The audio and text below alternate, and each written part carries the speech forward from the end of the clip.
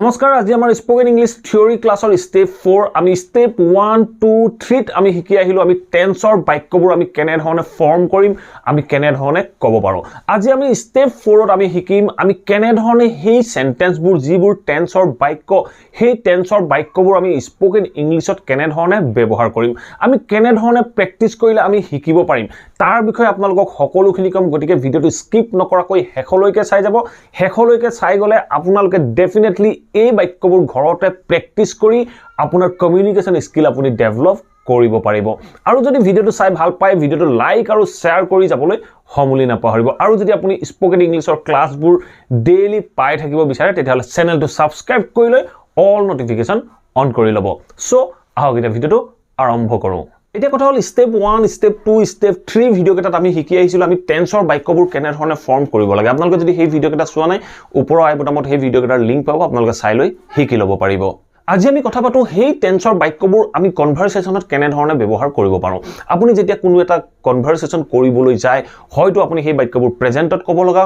হয় হয়তো পাষ্টত ক'ব লগা হয় নহলে আপুনি ফিউচাৰত কিছুমান বাক্য ক'ব লগা হয় সো আমি কেনে ধৰণে প্ৰেক্টিস কৰিম আমি ঘৰতে থাকি প্ৰেক্টিস কৰিব পাৰো কেনে ধৰণে প্ৰেক্টিস কৰিম সকলোখিনি আপোনালোকে এই ভিডিওটোৰ জৰিয়তে জানিব পাৰিব আপুনি ধৰক আপোনাৰ ফ্ৰন্টত কোনোবা এজন ব্যক্তি বহি আছে বুলি ভাবি ল'ব লাগে আপোনাৰ ফ্ৰন্টত কোনোবা এজন ব্যক্তি বহি আছে সেই ব্যক্তিজনক আপোনাৰ জীৱনৰ এটা ইন্টাৰেষ্টিং ষ্টৰীৰ বিষয়ে আপুনি ক'ব গৈ আছে ধৰক আপুনি লৰালিকালত আমুকটো কৰিছিলে বা আমুকলৈ গৈছিলে আমুকত ফুৰিবলৈ গৈছিলে এই সকলোখিনি আপুনি আপোনাৰ ফ্ৰন্টত বহি থকা ব্যক্তিজনক আপুনি বৰ্ণনা কৰিব লাগে বুলি আপুনি ধৰি ল'ব পাৰে তাৰ পিছত আপুনি যিবোৰ কথা কম বুলি ভাবিছে সেই কথাবোৰ আপুনি ফ্ৰন্টত এজন ব্যক্তিক ভাবিলৈ ক'বলৈ আৰম্ভ কৰক আৰু যেতিয়া আপুনি ষ্টৰী টেলিং কৰিব ইয়াকে কোৱা হয় ষ্টৰী টেলিং যেতিয়া আপুনি এনে ধৰণৰ ষ্টৰী টেলিং কৰিব ষ্টৰী টেলিং কৰোতে সদায় মনত ৰাখিব আপুনি বাক্যবোৰ সদায় পাষ্ট টেন্সত ক'ব লাগিব আপুনি হয়তো বাক্যটো পাষ্ট ইনডিফিনিটত ক'ব পাৰে হয়তো পাষ্ট কন্টিনিউয়াছত ক'ব পাৰে হয়তো কোনোবা এটা বাক্য আমি পাষ্ট পাৰফেক্টটো ব্যৱহাৰ কৰিব লগা হ'ব পাৰে মই অলৰেডি আপোনালোকক কৈ আহিলো পাষ্ট কন্টিনিউয়াছ টেন্স আমি কেতিয়া ব্যৱহাৰ কৰো পাষ্ট পাৰফেক্ট টেন্স আমি কেতিয়া ব্যৱহাৰ কৰো সকলোখিনি মই ইয়াৰ আগৰ ভিডিও কেটাত কৈ আহিছো আশা কৰো আপোনালোকে সেইখিনি সঠিকভাৱে ব্যৱহাৰ কৰিব পাৰিব ধৰি লওক আপোনাৰ ফ্ৰন্টত বহি থকা ব্যক্তিজনৰ আগত আপুনি আপোনাৰ পাষ্টৰ কিছুমান হেবিটৰ কথা ক'বলৈ গৈ আছে ধৰক আপুনি কৈছে যে মই লৰালিকালত ৰাতিপুৱা 5:30 বজাত শুই উঠিছিলো বা 6 বজাত শুই উঠিছিলো তাৰ পিছত মই মৰ্নিং ৱাক কৰিব গৈছিলো তাৰ পিছত মই একাপ চাহ খাইছিলো এনে ধৰণৰ বাক্যবোৰ আপুনি সদায় পাষ্ট ইনডিফিনিটত ক'বলৈ যত্ন কৰিব সো সেই বাক্যবোৰ আমি কেনে ধৰণে ক'ব পাৰো আমি ক'ব পাৰো যে I got up at 6 o'clock in the morning I got up at 6 o'clock in the morning মই ৰাতিপুৱা 6 বজাত শুই উঠিছিলো আৰু তাৰ পাছত মই খোজ কাঢ়িবলৈ গৈছিলো and I went for a walk মই অলপ খোজ কাঢ়িবলৈ গৈছিলো and then I took a cup of tea এনে ধৰণে আপুনি সিম্পল পাষ্ট ইউজ কৰি আপোনাৰ পাষ্টৰ হেবিটৰ বিষয়ে ক'ব পাৰে যদি আপোনালোকে মোৰ ইউজ টু বা উডৰ ব্যৱহাৰৰ যদি ভিডিওটো চাইছে তেতিয়াহলে আপোনালোকে এই সেন্টেন্সবোৰত ইউজ টু বা উড ব্যৱহাৰ কৰি আপোনালোকে বাক্যবোৰ ক'ব পাৰে যদি এই ভিডিওটো চোৱা নাই ওপৰৰ আই বটমত মই লিংকটো দি দিম আপোনালোকে চাই লৈ শিকি ল'ব পাৰিব সো এই বাক্যবোৰ আমি ইউজ টু বা উড ইউজ কৰিও ক'ব পাৰো আমি কেনে ধৰণে ক'ব পাৰো আমি ক'ব পাৰো যে I used to get up at 6 o'clock in the morning মই ৰাতিপুৱা 6 বজাত শুই উঠিছিলো and I would go for a walk আৰু মই অলপ খোজ কাঢ়িবলৈ গৈছিলো and then I would take a cup of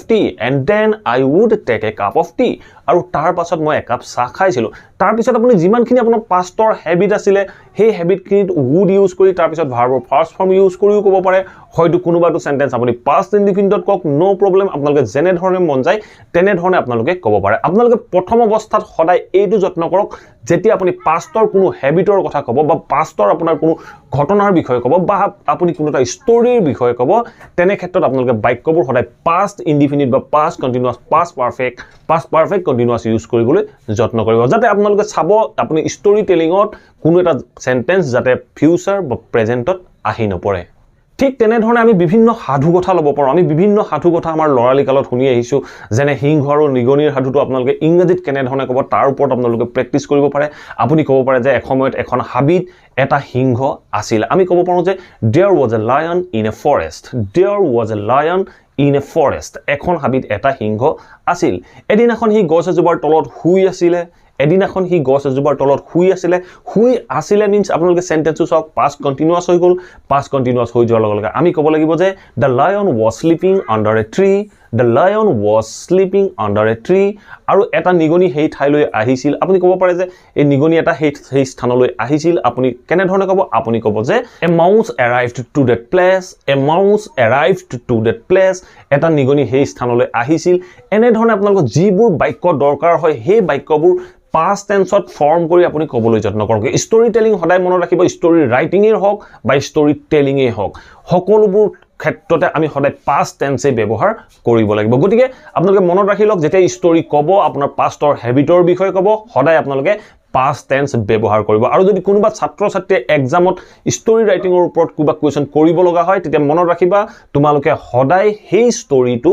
past tense ত লিখিবলৈ যত্ন কৰিবা তাত যাতে কোনো ধৰণৰ প্ৰেজেন্ট টেন্সৰ সেন্টেন্স বা ফিউচাৰ টেন্সৰ সেন্টেন্স ইনক্লুড নহয় তাৰ ওপৰত ধ্যান দিবা এনে ধৰণে বিভিন্ন ষ্টৰী আদি আপুনি ঘৰতে ক'বলৈ প্ৰেক্টিছ কৰক আপুনি যদি প্ৰেক্টিছ কৰিবলৈ অসুবিধা পাইছে আপোনাৰ মোবাইলৰ ৰেকৰ্ডাৰটো অন কৰি লওক মোবাইলৰ ৰেকৰ্ডাৰ অন কৰি আপোনালোকে সেইখিনি ৰেকৰ্ড কৰক তাৰ পিছত শুনক যেতিয়া শুনিব আপোনালোকে লাহে লাহে আপোনালোকে কোড কি মিস্টেক কৰিছে লাহে লাহে গম পাবলৈ আৰম্ভ কৰিব এটা কথা হল আমি প্ৰেজেন্ট টেন্স কোনবোৰ বাক্যত ব্যৱহাৰ কৰিম আমি প্ৰেজেন্ট টেন্সও কনভাৰসেচনৰ মাজত ব্যৱহাৰ কৰিব লগা হয় যেনে আপোনাৰ প্ৰেজেন্টৰ হেবিটৰ কথা কৈছে বা তেখেত স্কুললৈ যায় তাই বজাৰলৈ যায় এনে ধৰণৰ বাক্য ক'ব লগা হৈছে যায় বুলি ক'বলৈ যাওঁতে কৰে যায় খায় এনে ধৰণৰ বাক্য ক'বলৈ যাওঁতে আমি সদায় প্ৰেজেন্ট ইনডিফিনিট টেন্স ব্যৱহাৰ কৰিব লগা হয় ধৰক আপোনাক কোনোবা জনে সুধিছে আপুনি এটা কি কৰি আছে আপুনি এতিয়া কি কৰি আছে বা তুমি এতিয়া কি কৰি আছা আপুনি কেনে ধৰণে ক'ব আপুনি এটা মোৰ ভিডিওটো চাই আছে আপুনি ইংলিশ লাৰ্নিংৰ এটা ভিডিও চাই আছে তেতিয়া আপুনি বাক্যটো কেনে ধৰণে ক'ব আপুনি ক'ব যে I am watching a English learning video I am watching a English learning video মই এটা ইংলিশ শিকাৰ ভিডিও চাই আছো এনে ধৰণে আমি প্ৰেজেন্ট টেন্সৰ বাক্যবোৰ ক'ব পাৰো আৰু যেতিয়া আপুনি কোনোবা প্ৰেজেন্ট সিচুৱেচনৰ ওপৰত কাৰেন্ট সিচুৱেচনৰ ওপৰত কথা ক'ব তেনে ক্ষেত্ৰত আমি প্ৰেজেন্ট ইনডিফিনিট বা প্ৰেজেন্ট কন্টিনিউয়াস টেন্স ব্যৱহাৰ কৰিব লগা হয় প্ৰেজেন্ট পাৰফেক্ট কন্টিনিউয়াস টেন্স ব্যৱহাৰ কৰিব লগা হয় মই যদি কওঁ মই আজি 2 বছৰ ধৰি ইউটিউবত মই ইংৰাজী শিকাই আছো তেনে ক্ষেত্ৰত আমি present perfect continuous tense use কৰিম এনে ধৰণৰ সিচুৱেচনৰ ওপৰত যেতিয়া আমি কথা পাতিবলৈ যাওঁ তেনে ক্ষেত্ৰত আমি প্ৰেজেন্ট ইনডিফিনিট টেন্স ব্যৱহাৰ কৰিব লগা হয় যদি আপুনি পলিউশন ডিফৰেষ্টেশন এইবোৰৰ ওপৰত কথা ক'বলৈ যায় তেনে ক্ষেত্ৰত আমি প্ৰেজেন্ট ইনডিফিনিট টেন্স ব্যৱহাৰ কৰিব লগা হয় যেনে আমি ক'ব পাৰো যে আমি পলিউশন কৰা উচিত নহয় বা আমি পলিউশনক কন্ট্ৰোল কৰা উচিত সো তেনে ক্ষেত্ৰত আমি বাক্যটো কেনে ধৰণে কম we should control the pollution we should control pollution আমি এনে ধৰণে বাক্য ক'ব পাৰো বা আমি ক'ব পাৰো যে আমি ফৰেষ্টক জংগলক বচাই ৰখা উচিত we should save the forest আমি কৰা উচিত এনে ধৰণে আমি মডেল ভাৰ্ব ইউজ কৰিব লগা হয় সো নেক্সট স্টেপত মই মডেল ভাৰ্ব কেনে ধৰণে ইউজ কৰে আমি কেনে ধৰণে কোনটো মডেল ভাৰ্ব কোনবোৰ সিচুৱেচনত ইউজ কৰিম মই স্টেপ বাই স্টেপ লৈ আহিম গতিকে আপোনালোকে চেনেলটো সাবস্ক্ৰাইব কৰি ৰাখিবলৈ নাপাহৰিব এটা কথা আমি ফিউচাৰ টেন্সৰ বাক্যবোৰ কেতিয়া ইউজ কৰিম ফিউচাৰ টেন্সৰ বাক্যবোৰ আমি কেতিয়া ইউজ কৰিম যেতিয়া আমি ভৱিষ্যতৰ কোনোবা প্লেনিংৰ কথা কম আমি ধৰক কোনোবা এজন ব্যক্তিৰ লগত কথা পাতি আছো মই তেওঁ মোক সুধিছে যে তুমি অহা কাইলৈ কি কৰিবা তেনে ক্ষেত্ৰত মই কৈছো যে মই অহা কাইলৈ দিল্লীলৈ যাম অহা কালিলৈ মই দিল্লীলৈ যাম সো হে বাক্যটো আমি এনে ধৰণে ক'ব পাৰো যে I will go to Delhi